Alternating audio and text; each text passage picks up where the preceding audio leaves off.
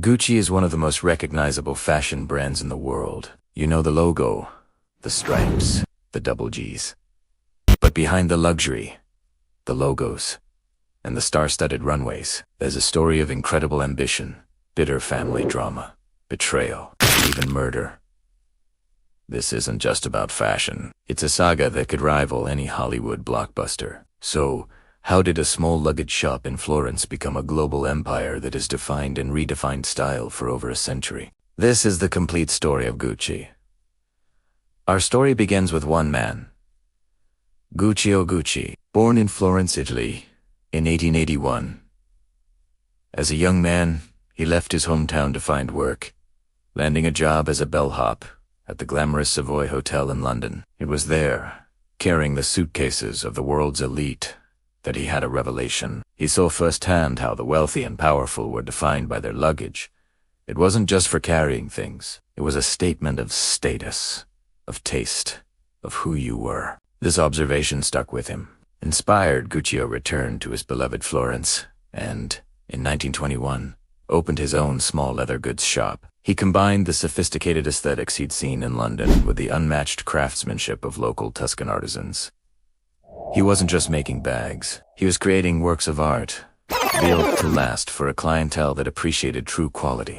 The shop quickly earned a reputation for its exquisite equestrian-themed leather goods, catering to the aristocratic hobby of horse riding. The brand's reputation for quality grew, but it was a moment of crisis that led to one of its most iconic innovations. During World War II, leather was in short supply due to sanctions against Italy. Instead of shutting down, Gucci adapted. Guccio and his sons experimented with other materials, like hemp, linen, and jute.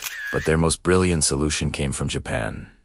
Bamboo. By heating and bending bamboo cane, they created a unique and durable handle for a new handbag.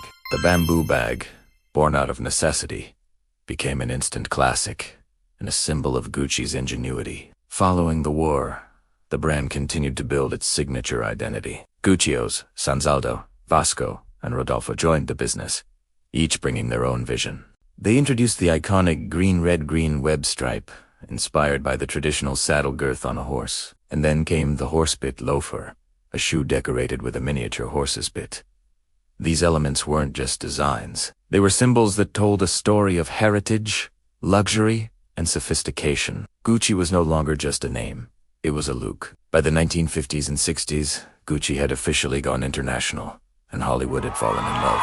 Although Gucci was a marketing genius who understood the power of celebrity, he opened boutiques in New York and London, and soon, the biggest stars of the day were seen with Gucci products. Audrey Hepburn, Elizabeth Taylor, and Peter Sellers were all fans. When Princess Grace Kelly of Monaco visited the Milan boutique, Rodolfo Gucci commissioned a special floral scarf for her, the Flora Prin, another instant icon. And First Lady Jackie Kennedy was photographed so often with her Gucci shoulder bag that it was eventually renamed the Jackie.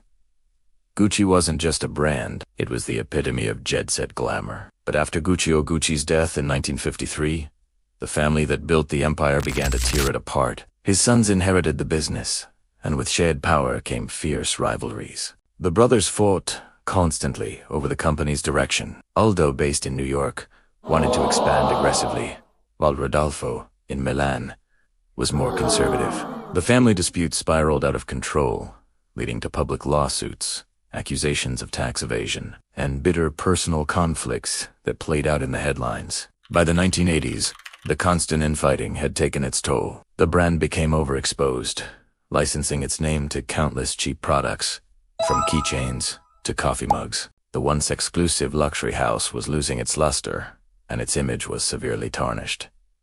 The Gucci magic was fading. Just when it seemed the family drama couldn't get any worse, it took a dark and tragic turn. In 1995, Maurizio Gucci Rodolfo, Esson, and the last family member to run the company, was shot and killed by a hitman on the steps of his Milan office. The fashion world was stunned.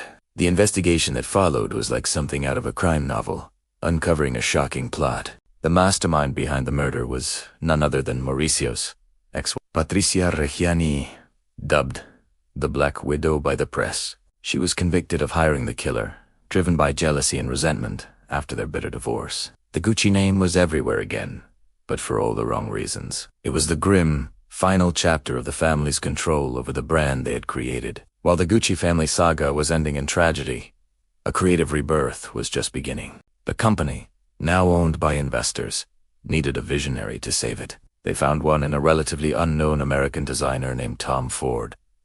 Appointed creative director in 1994, Ford completely reinvented Gucci.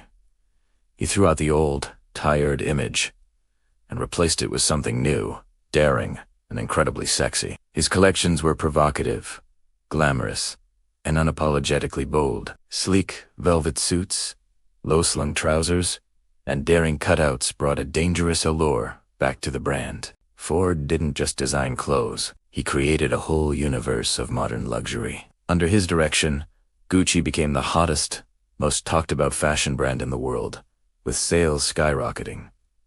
Tom Ford had made Gucci relevant again. After Tom Ford's departure, the brand went through a few years of solid but less spectacular leadership. Then, in 2015, another visionary took the helm. Alessandro Michele, a designer who had worked behind the scenes at Gucci for years, was promoted to creative director. And once again, everything changed. Michele's vision was the complete opposite of Ford's sleek minimalism. He introduced a new era of Gucci that was eclectic, romantic, gender-fluid, and maximalist. It was a beautiful, chaotic mix of history, art, and pop culture. His collections were like walking into a vintage treasure chest, filled with vibrant colors, clashing prints, and intricate embroidery. Gucci became less about sex appeal and more about self-expression, resonating deeply with a new generation of consumers who valued individuality and authenticity. So, why does Gucci still matter so much after more than 100 years?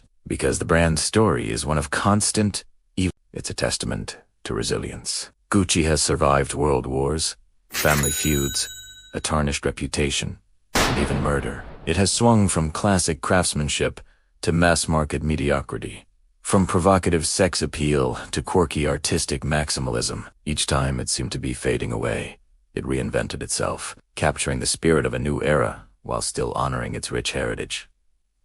Gucci is more than just a brand. It's a living chronicle of fashion, culture, and the enduring power of reinvention. From Guccio's vision in Florence to the global phenomenon it is today, the story of Gucci is truly one of a kind. So I have to ask you, which era of Gucci do you love the most? Are you a fan of the classic Hollywood glamour, Tom Ford's sexy 90s, or Alessandro Michele's eclectic modernism? Let me know your favorite in the comments below.